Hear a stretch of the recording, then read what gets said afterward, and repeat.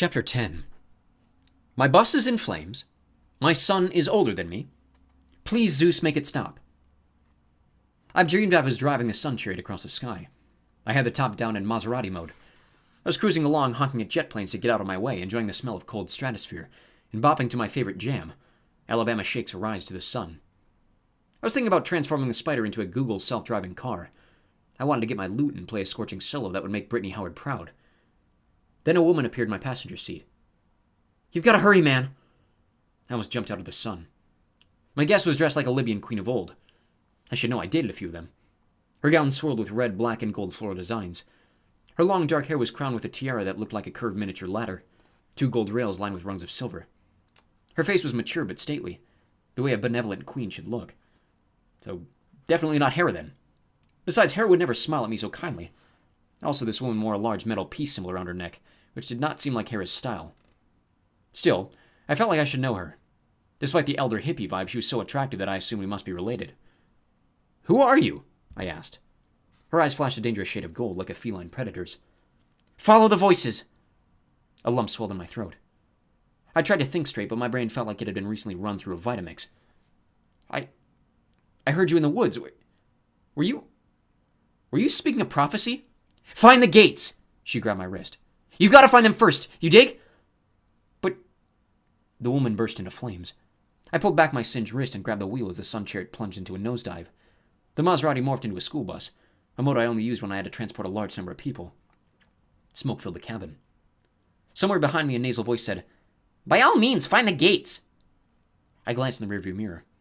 Through the smoke I saw a portly man in a mauve suit. He lounged across the back seat where the troublemakers normally sat. Hermes was fond of that seat, but this man was not Hermes. He had a weak jawline, an overlarge nose, and a beard that wrapped around his double chin like a helmet strap.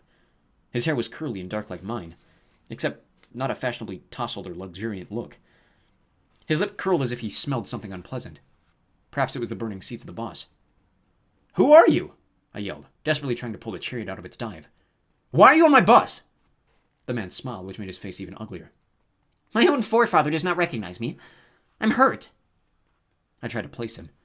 My cursed mortal brain was too small, too inflexible. It had jettisoned 4,000 years of memories like so much ballast.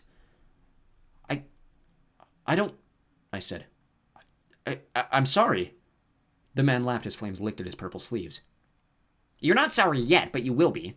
Find me the gates. Lead me to the oracle. I'll enjoy burning it down." Fire consumed me as the sun chariot careened toward the earth. I gripped the wheel and stared in horror as a massive bronze face loomed outside the windshield. It was the face of the man in purple, fashioned from an expanse of metal larger than my bus. As we hurtled toward it, the features shifted and became my own. Then I woke, shivering and sweating. "Easy." Someone's hand rested on my shoulder. "Don't try to sit up." Naturally, I tried to sit up. My bedside attendant was a young man about my age, my mortal age, with shaggy blonde hair and blue eyes. He wore doctor's scrubs with an open ski jacket, the words Okemo Mountain stitched on the pocket. His face had a skier's tan. I felt I should know him. I'd been having that sensation a lot since my fall from Olympus. I was lying in a cot in the middle of a cabin. On either side, bunk beds lined the walls. Rough cedar beams ribbed the ceiling. The white plaster walls were bare except for a few hooks for coats and weapons. It could have been a modest abode in almost any age.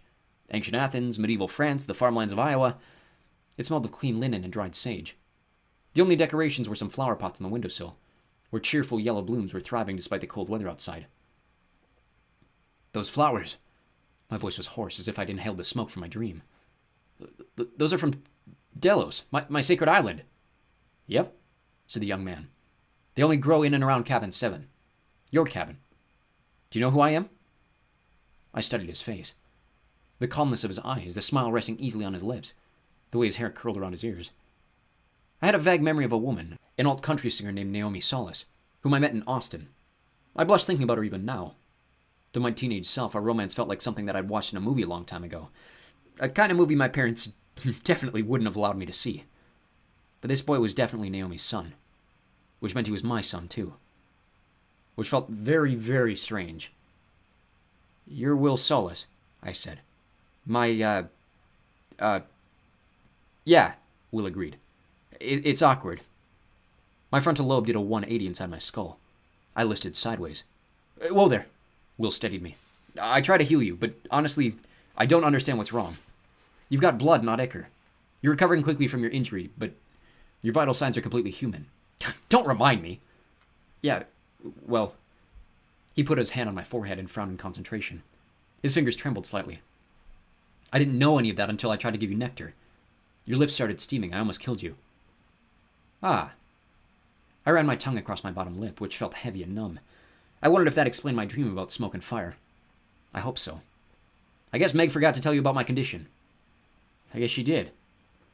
Will took my wrist and checked my pulse. You seem to be about my age, at 15 or so.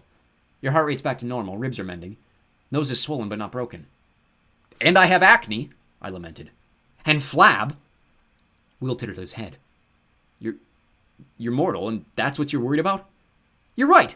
I'm powerless. I'm weaker than even you puny demigods. Gee, thanks. I got the feeling that he almost said dad, but managed to stop himself. It was difficult to think of this young man as my son. He was so poised, so unassuming, so free of acne. He also didn't appear to be awestruck in my presence. In fact, the corner of his mouth had started twitching. Are you amused? I demanded. Will shrugged. Well, it's either find this funny or freak out. My dad, the god Apollo, is a 15-year-old. 16, I corrected. Let's go with 16. A 16-year-old mortal, lying in a cot in my cabin, and with all my healing arts, which I got from you, by the way, I still can't figure out how to fix you. There's no fixing this, I said miserably. I'm cast out of Olympus. My fate is tied to a girl named Meg. It couldn't be worse. Will laughed, which I thought took a great deal of gall. Meg seems cool. She's already poked Connor Stoll in the eyes and kicked Sherman Yang in the crotch. She did what? She'll get along just fine here. She's waiting for you outside, along with most of the campers. Will's smile faded. Just so you're prepared, they're asking a lot of questions. Everybody's wondering if your arrival, your mortal situation, has anything to do with what's been going on at camp. I frowned. What has been going on at camp? The cabin door opened. 2 more demigods stepped inside. One was a tall boy of about 13, his skin burnished bronze and his cornrows woven like DNA helixes. In his black wool peacoat and black jeans, he looked as if he'd stepped from the deck of an 18th century whaling vessel. The other newcomer was a younger girl in olive camouflage. She had a full quiver on her shoulder, and her short ginger hair was dyed with a shock of bright green, which seemed to defeat the point of wearing camouflage. I smiled, delighted that I actually remembered their names. Austin, I said. And, Kayla, isn't it? Rather than falling to their knees and blubbering gratefully, they gave each other a nervous glance. So it's really you, Kayla said. Austin frowned. Meg told us you were beaten up by a couple of thugs. She said you had no powers and you went hysterical out in the woods. My mouth tasted like burnt school bus upholstery. Meg talks too much. But you're mortal, Kayla asked. As in, completely mortal. Does that mean I'm going to lose my archery skills? I can't even qualify for the Olympics until I'm 16. And if I lose my music... Austin shook his head. No, man, that's wrong. My last video got, almost as much as Echo Wirm, but what am I supposed to do now? It warmed my heart that my children had the right priorities. Their skills, their images, their views on YouTube. Say what you will about gods being absentee parents. Our children inherit many of our finest personality traits. My problems should not affect you, I promised. If Zeus went around retroactively yanking my divine power out of all my descendants, half the medical schools in the country would be empty. The Rock and Roll Hall of Fame would disappear. The tarot card reading industry would collapse overnight. Austin's shoulders relaxed.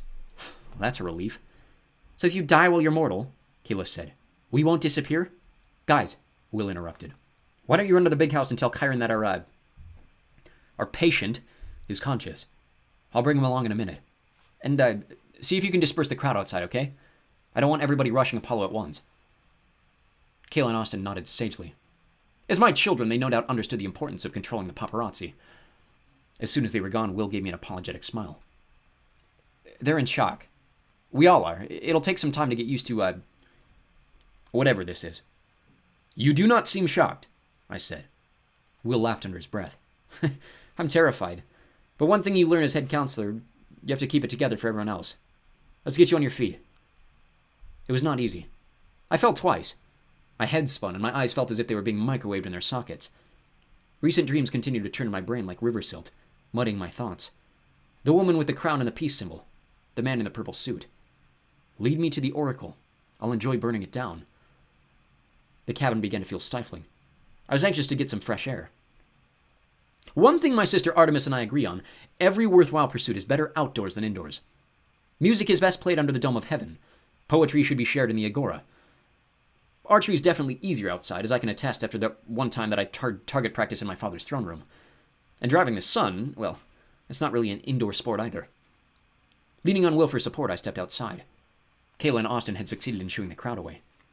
The only one waiting for me, oh, joy and happiness, was my young overlord Meg, who had apparently now gained fame at camp as crotch kicker McCaffrey.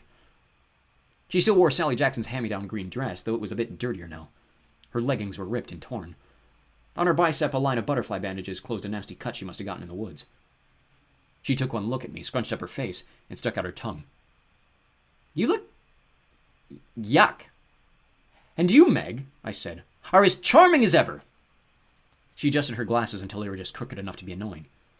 "Thought you were gonna die." "I'm glad to disappoint you." "Nah," she shrugged. "You still owe me a year of service. We're bound, whether you like it or not."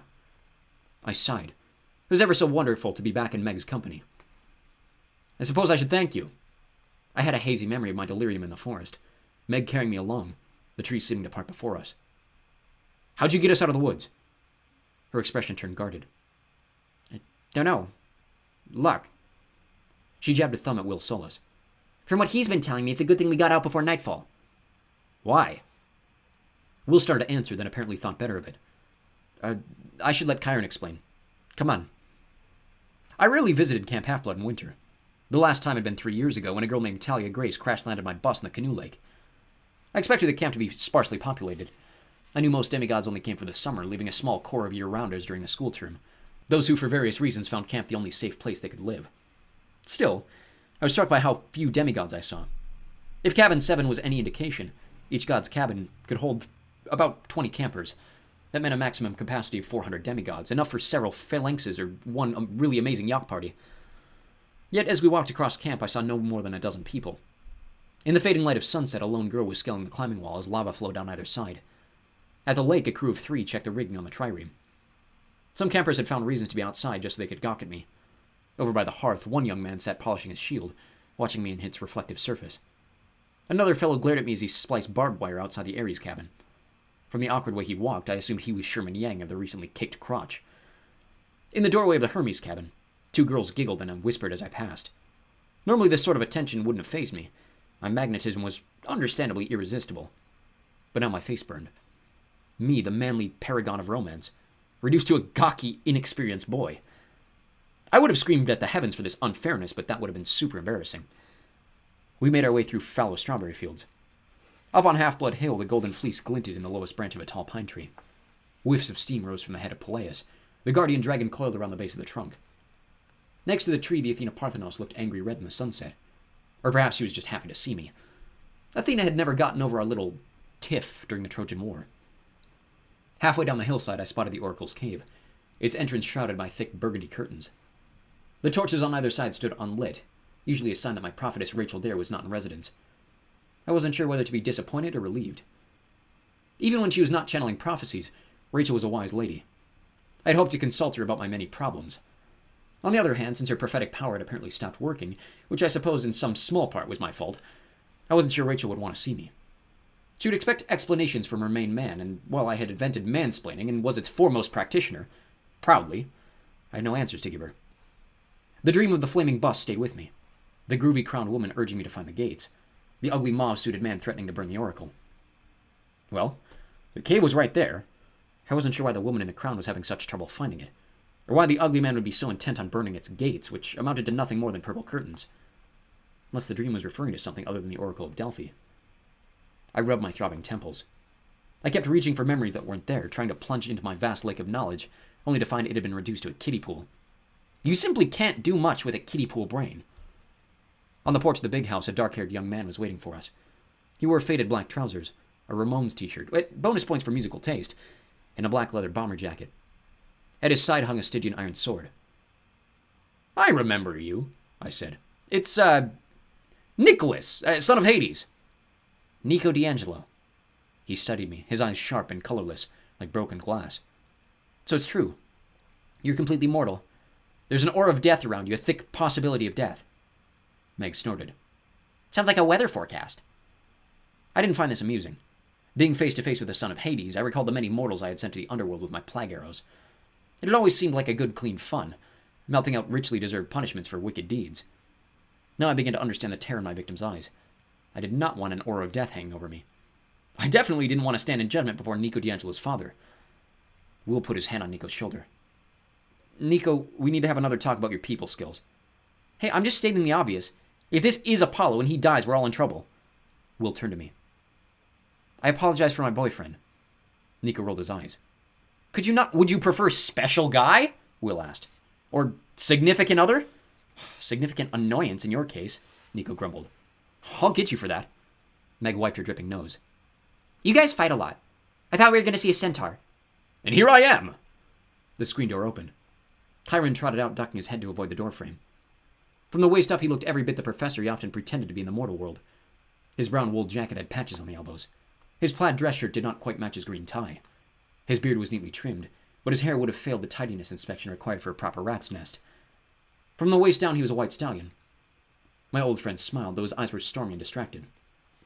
Apollo, it's good you're here. We need to talk about the disappearances.